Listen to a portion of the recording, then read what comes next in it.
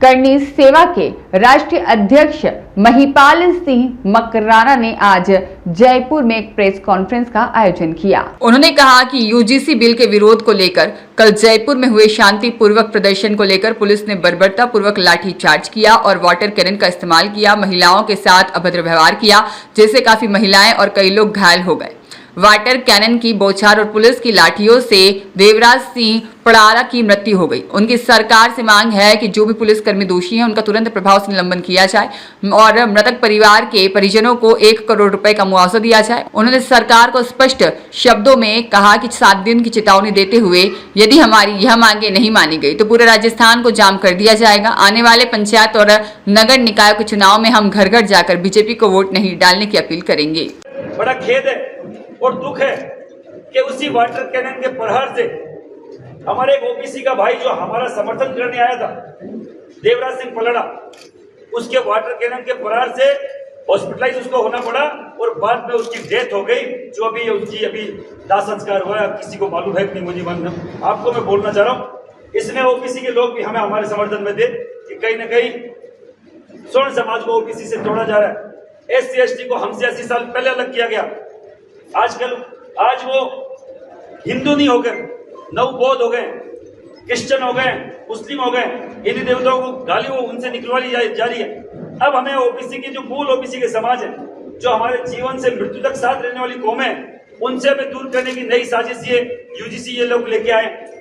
हम लोग शांतिपूर्वक तरीके से, गांधीवादी तरीके से यहाँ तक आए और बाकायदा कलेक्टर से बात होने के बावजूद, SP के पास बात होने के बावजूद हम पे वाटर कैनन चलाया गया, हम पे लाठीचार्ज हुआ, हमारे कई सारे बच्चे घायल हैं, बुजुर्गों के लाठी लगी।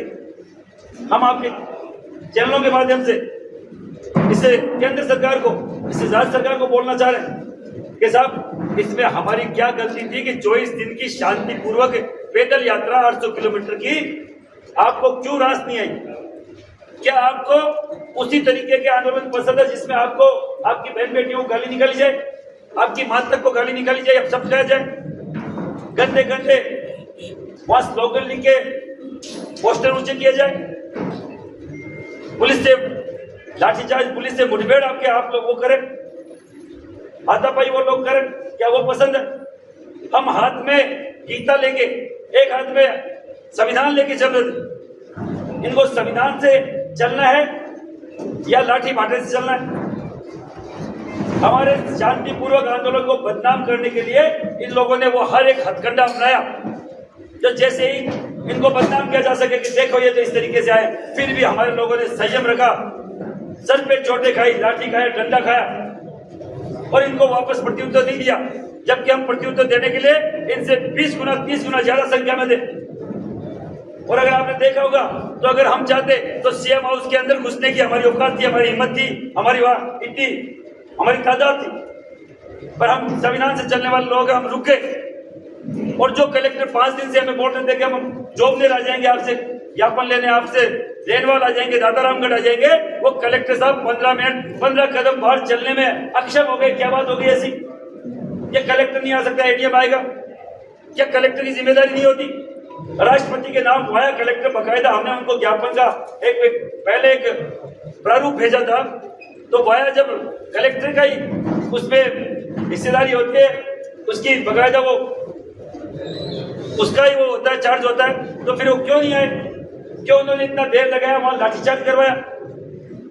आपके चैनल के माध्यम से हमारी मांगे, पहली मांग है, जिन्होंने वाटर कैनन चलाया, देवराज नाम के हमारे मूल ओबीसी के भाई को बकायदा जान गंवानी पड़ी, उसे हर एक अधिकारी को निलंबित किया जाए। जो लाठीचार्ज किया जिन्होंने, जिनमें सबसे ऊपर हमारे समुदाय के अधिकारी बजरंग सिंह जो एडिशनल SP है, दूसरा एक DYSP PL मीणा, तीसरा एक SHO गुरु भूपेंद्र जो खुद मुख्यमंत्री के विधानसभा से आते हैं, वहां से मंगवाना पड़ा। क्यों भैया? CM साहब ने ऑर्डर किया आपको कि आप स्पेशल जाओ, CM साहब के विधानसभा क्षेत्र से, तो उनका बकायदा उनका कोई खास होगा? ऐसे अधिकारियों को भेजा गया जो बिना बात बोल के, इनके वीडियो वायरल हो रहे हैं, इनको लाठी मारो, इनको लाठी मारो, आराम से चलते हुए लोगों को लाठी मारो। क्यों मारो भाई लाठी? जब तक इन अधिकारियों का निलंबन नहीं होगा हम लोग चुप नहीं बैठेंगे। 7 दिन का अल्टीमेटम है, या तो सीएम हाउस घेरा जाएगा, जयपुर बंद किया जाएगा या राजस्थान बंद किया जाएगा।